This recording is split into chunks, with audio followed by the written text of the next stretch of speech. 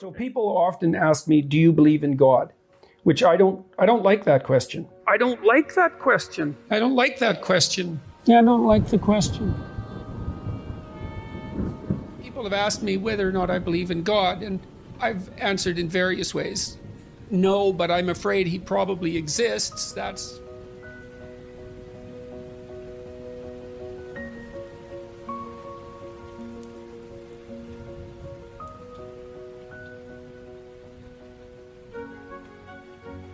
The traditions bind the community together. Now, I'm saying that, and I don't go to church, and the reason I don't go to church is because, well, it drives me crazy, to speak frankly. I haven't been able to sit in a situation like that ever since I was, well, ever, really.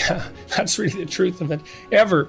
I'm not convinced that that's a good thing, because I do believe, and I've had good conversations about this with Jonathan Pageau, I do believe that communal return to the source of the community's ethics is actually a necessary thing. And maybe I'm atoning for my past sins by doing these biblical lectures at the moment, which is something that's communal.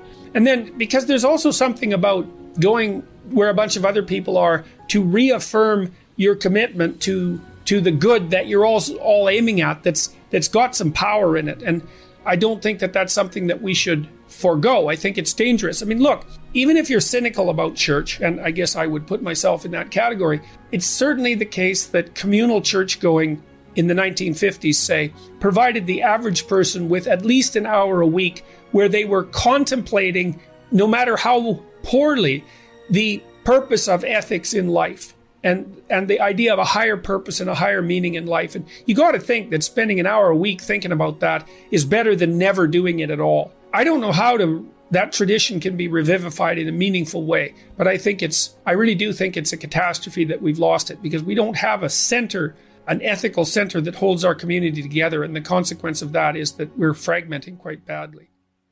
But what you see there is if you view someone with love, then it's incumbent upon you to treat them as if they're valuable. And then the more you treat other people as if they're valuable, the better person you are. That just comes along for the ride in some sense.